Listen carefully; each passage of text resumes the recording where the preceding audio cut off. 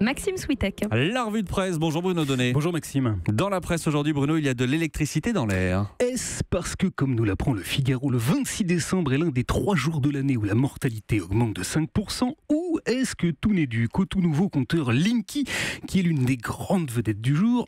On ne sait pas. Toujours est-il que, ce matin, l'actualité est sous très haute tension dans les journaux, et pas seulement à l'intérieur des 10 journaux, mais bien à cause d'un problème qui concerne leur diffusion. Les journaux tout chiffonnés par Prestalis, c'est le titre de l'article que signe Jérôme Le Filiatre dans Libération, qui nous apprend que la facture exorbitante réclamée par l'entreprise qui assure la diffusion de la majeure partie de la presse en France a fait littéralement péter les plombs de tous ceux qui l'éditent. En clair, écrit notre confrère, un quart du chiffre d'affaires net des journaux devrait être conservé par Prestalis, qui redoute de ne pas pouvoir passer l'hiver faute de trésorerie. Seulement voilà, pour Franck Hanez, par exemple, c'est le patron du groupe qui publie Society, mais également SoFoot ou encore SoFilm, ça représente plus de 150 000 €.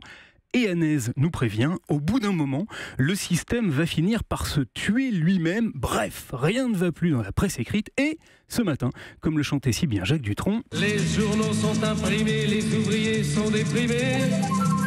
Mais des rapports électriques, Bruno, on en trouve aussi et surtout à l'intérieur des journaux. Catalogne 2 points, Rajoy et Puigdemont dos à dos. C'est le titre qu'a choisi Le Monde pour évoquer le climat politique à nouveau survolté qui règne actuellement en Espagne. La période de calme est terminée, nous apprend la correspondante du journal à Madrid, et nos confrères de l'opinion ne disent pas autre chose, qui évoquent un chef du gouvernement qui a perdu son pari en Catalogne. Pendant ce temps-là, le Figaro nous parle d'interférence entre l'Australie et la Chine. Les tentatives chinoises, écrit Mathilde Blottière, de s'immiscer dans les affaires australiennes à grands coups de donations aux partis politiques ne passent plus. Mais le papier le plus intéressant, il est à lire dans les colonnes du Monde, et il concerne l'intense parasitage que Donald Trump a mis en place pour nuire au travail des chercheurs. Environnement, comment Trump tente de museler les scientifiques américains.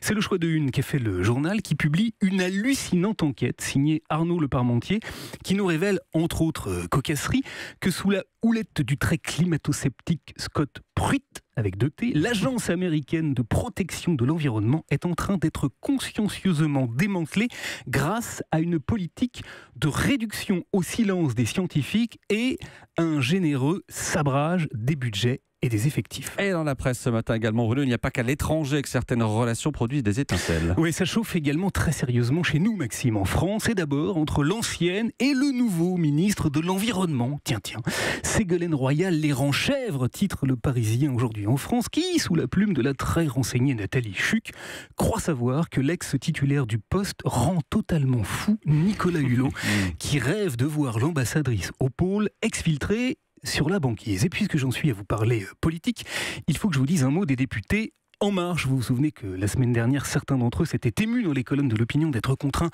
de manger des pâtes ou d'aller rechercher leurs vieux vêtements à la cave, la faute à leurs trop maigres indemnités. 5 840 € seulement, les pauvres chouchous. Eh bien, aujourd'hui, c'est Véronique Amner, députée marcheuse de la Gironde, qui remet les doigts dans la prise et qui s'en ouvre au site d'information Combini. Son mari voulait remplacer sa vieille voiture par une Porsche. Seulement voilà, dit-elle, je lui ai dit de ne pas le faire car j'entendais déjà les réflexions. Il y a toujours des gens malveillants. C'est terrible, conclut-elle. Terrible, on ne saurait pas mieux dire en effet. Lui, il est également totalement survolté. Il s'appelle Vincent Bolloré et c'est Télérama.fr qui s'est occupé de son cas. Vous vous souvenez du célèbre zapping et de son générique très parasité ? Évidemment. Eh bien, figurez-vous que c'est Richard Sénéjoux qui nous l'apprend sur le site du magazine. Bolloré, qui a tout de même viré le zapping et ses auteurs de sa chaîne, réclame 44 millions € à France 2 pour reprise parasitaire du zapping. Eh oui, les survoltés, ça ose tout. C'est même à ça qu'on les reconnaît.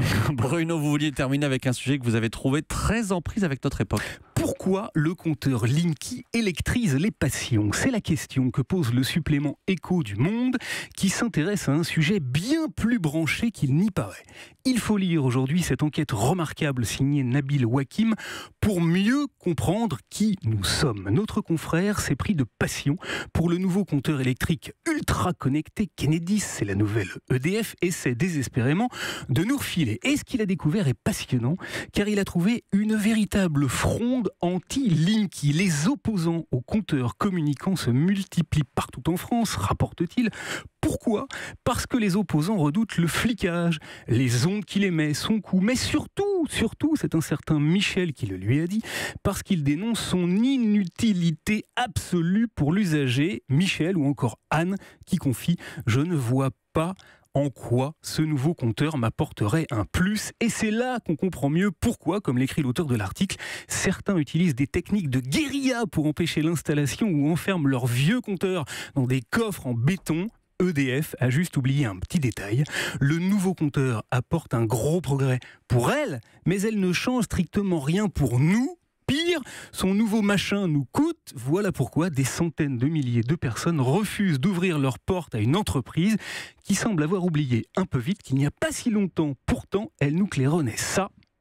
EDF, nous vous devons plus que la lumière. Eh oui, Maxime, il est certain slogan très éclairant. Brillant. Merci beaucoup, Bruno Donnet. C'était la revue de presse sur Europe 1.